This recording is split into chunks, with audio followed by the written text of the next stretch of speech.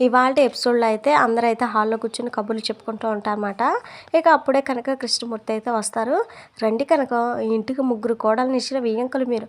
అక్కడే ఆగిపోయారేంటి" అని చెప్పేసి ఇందిరాదేవి అయితే ఆహ్వానిస్తదన్నమాట. ఇక వాళ్ళు లోపలికైతే వస్తారు. "అమ్మ రండి" అని చెప్పేసి కావ్య అయితే నవ్వుతూ పలకరిస్తది. ఇక అపర్ణాదేవి అయితే "ఏంటి కనకం ఎప్పుడూ రాని మా అన్నయ్యని వెంట పెట్టుకుని మరి వచ్చావు? ఏదైనా విశేషమా?" అని చెప్పేసి అడుగుతుందన్నమాట. "అవును వదిన గారు, వినాయక చవితి వస్తుంది కదా! పైగా నా కూతుర్లు ఇద్దరు కడుపుతో ఉన్నారు కదా! వాళ్ళతో పాటు అల్లుడిని కూడా మా ఇంటికి తీసుకుని వెళ్ళి ఈసారి పండగ అక్కడే జరిపిద్దాం అనుకుంటున్నాం. అందుకే ఒకసారి మిమ్మల్ని అడిగి తీసుకువెళ్దామని" అని చెప్పేసి కనకం అయితే నొసుకుతూ ఉండగానే అపర్ణాదేవి, ధనలక్ష్మి అయితే అందుకు అయితే ఒప్పుకోరనమాట. "పండగ పూట మా కోడలు మా ఇంట్లోనే ఉండాలి, మహాలక్ష్మిలా తిరగాలి" అని చెప్పేసి ఇద్దరైతే అంటారనమాట. ఇక కనకంతో అపర్ణాదేవి "నలుగురిని అక్కడికి తీసుకెళ్ళే కంటే మీ ఇద్దరు ఇక్కడికి వచ్చేస్తే బాగుంటుంది కదా! అందరం కలిసి సరదాగా పండగ చేసుకోవచ్చు" అని చెప్పేసి చెప్తుందనమాట. ఇక అపర్ణాదేవి అలా చెప్పేసరికి చాలా మంచి ఐడియా అని చెప్పేసి అంటారు అందరూ. ఇక కావ్య, అప్పు కూడా "మా అత్తల మాటే మా మాట, ఇదే మా కుటుంబం" అని చెప్పేసి అంటారనమాట. ఇక వీళ్ళ ప్రేమానురాగాలు చూసి రుద్రాణి అయితే "వీళ్ళు వీళ్ళ ప్రేమలు" అని చెప్పేసి కోపంగా కొడుకుతో ఇక అప్పుడు కళావతి అయితే ఆలోచిస్తూ ఉంటుందన్నమాట. అందరూ చక్కగా ఉన్నారు, రేవతి గారు కూడా కలిసిపోయి ఉంటే బాగుండేది కదా అని చెప్పేసి అనుకుంటూ ఉంటుంది.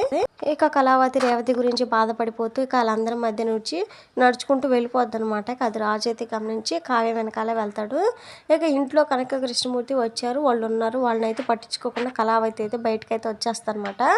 ఇక రాజు అయితే కావ్య వెనక్కి వచ్చి "మీ వాళ్ళు వచ్చారు, మన వాళ్ళంతా లోపలే ఉన్నారు, ఇక్కడికి ఎందుకు బాధగా వచ్చేసాం, ఏవో ఆలోచిస్తాను" అని చెప్పేసి అడుగుతాడనమాట.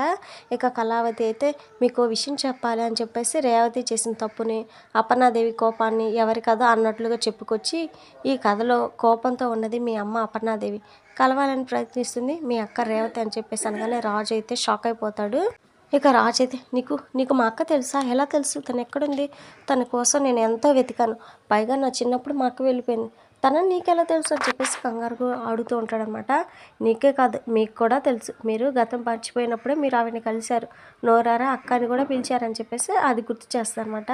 ఇక అలాగే అపర్ణాదేవిని కలవడానికి రేవతి ప్రయత్నించగానే అపర్ణ అన్న మాటలన్నీ చెప్తూ ఉంటుందన్నమాట రాజుతో. ఇక రాజు అయితే "అయితే ముందు మనం మా అక్కని పండగకి పిలుద్దాం, తర్వాత ఇంట్లో ఉండేలా ప్లాన్ చేద్దాం, పద వెళ్దాం" అని చెప్పేసి కావ్యని తీసుకొని రేవతి ఇంటికైతే వెళ్తాడనమాట.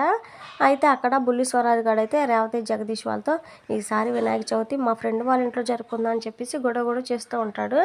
ఇక వాడి మాటలు రాజు కావ్య అయితే అంటారనమాట. ఇక రేవతి అయితే "నువ్వు అక్కడ పండుగ జరుపుకుంటే మేము ఇక్కడ ఎలా ఉండాలిరా" అని చెప్పేసి అనగానే ఇక రాజు అయితే "నువ్వు ఆ ఇంటికి కూతురుగా వస్తే అలా అయినా ఉండొచ్చు అక్క" అని చెప్పేసి నవ్వుతూ అనగానే "రామ్" అని చెప్పేసి రేవతి అయితే పలకరించగానే "రామ్ కాదక్క, రాజ్, నీ స్వరాజ్" అని చెప్పేసి రాజు అయితే అంటాడు.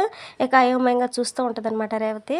"ఆయనకు మామూలు మనిషి అయ్యారు వదిన, గతం గుర్తుకు రాగానే మిమ్మల్ని వెతుక్కుంటూ వచ్చారని" చెప్పేసి కావ్య అయితే చెప్తుంది. ఇక జగదీష్ అయితే చాలా హ్యాపీగా ఫీల్ అవుతాడు. ఇక రాజు కావ్య అలా మాట్లాడేసరికి రేవతి అయితే తమ్ముడు అని చెప్పేసి సంతోషంగా రాజు గుండెల మీద వాళ్తుందనమాట. చాలా ఎమోషనల్గా ఉంటుంది ఆ సీను. "అక్క, బావ, ఈ పండగకి మీరు మన ఇంటికి వస్తున్నారు అంతే" అని చెప్పేసి రాజు అయితే అంటాడు. "ఫ్రెండ్ ఇంటికేనా" అని చెప్పేసి బుల్లి స్వరాజ్ అనగానే "అవునరా, నీ ఫ్రెండే నీ అమ్మమ్మ, నేనే నీ సొంత మావయ్య" అని చెప్పేసి రాజు అయితే చెప్తాడనమాట.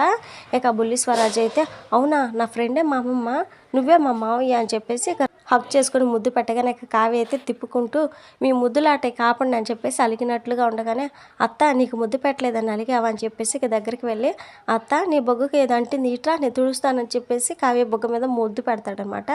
ఇక వెంటనే రాజు పక్కకు వెళ్ళి ఇప్పుడు కోపం పోయిందా" అని చెప్పేసి అడుగుతాడు. మేనమామ బుద్ధులు ఎక్కడికి పోతాయిరా నీకు" అని చెప్పేసి కావ్య అయితే నవ్వుతూ ఉంటుంది అనమాట. ఇక అందరు చాలా హ్యాపీగా ఫీల్ అవుతారు. ఇక రాజు అయితే రేవతితో "రేపు పండగకి రండి అక్క, నిన్ను అమ్మని నేను కలుపుతాను, నాది మాట, తప్పకుండా రా అక్క" అని చెప్పేసి ఒప్పిస్తాడనమాట. ఇక తర్వాత అప్పు, కళ్యాణ్ ఇద్దరైతే హాస్పిటల్కి అయితే వెళ్తారనమాట చెకప్ కోసం అని చెప్పేసి. ఇక అక్కడ బ్లడ్ టెస్ట్లు, ఆ టెస్ట్లని అన్ని టెస్ట్లు అయితే చేయించిన తర్వాత ఇక అప్పుడే డాక్టర్ అయితే అప్పుతో "మీ రిపోర్ట్స్తో పాటు మీ అక్క రిపోర్ట్స్ కూడా వచ్చాయండి" అని చెప్పేసి చెప్పగానే "అవునా, రిపోర్ట్స్లో ఏం ప్రాబ్లం లేదు కదండి" అని చెప్పేసి అప్పు అడగానే "ప్రాబ్లం ఎందుకు లేదండి, మీ రిపోర్ట్స్లో లేదు కానీ మీ అక్క రిపోర్ట్స్లో చాలా ప్రాబ్లం ఉంది. మీ అక్క 9 months వరకు బేబీని క్యార్ చేయాలంటే చాలా కష్టం, ఎందుకంటే మీ అక్క గర్భసంచి చాలా వీక్గా ఉంది. ఇలా కనుక ఆ బేబీని క్యారీ చేస్తే మీ అక్క ప్రాణానికి చాలా ప్రమాదం" అని చెప్పేసి చెప్పగానే ఇక కళ్యాణ్, అప్పు ఇద్దరైతే చాలా బాధపడిపోతారనమాట. ఇక తర్వాత రాజమ్మ కావ్యకి పాల గ్లాస్ అయితే ఇచ్చి "ఈ పాలు తాగు, నా బిడ్డ చాలా హెల్తీగా ఉండాలి, తాగు తాగు" అని చెప్పేసి బలవంతంగా కావ్యతో పాలు తాగిస్తూ ఉంటాడనమాట. ఇక ఈ విషయం తెలిసిన అప్పు కళ్యాణ్ అయితే ఈ విషయం వాళ్ళతో చెప్పలేక సతమతమైపోతూ ఉంటారు. ఇది ఫ్రెండ్స్ మరి వాళ్ళ ఎపిసోడ్. నెక్స్ట్ ఎపిసోడ్ మరి మిస్ అవ్వకుండా మన ఛానల్లో చూడాలనుకుంటే ఛానల్ని సబ్స్క్రైబ్ చేసుకుని సపోర్ట్ చేయండి. వీడియోని లైక్ చేయండి ఫ్రెండ్స్. Thank you.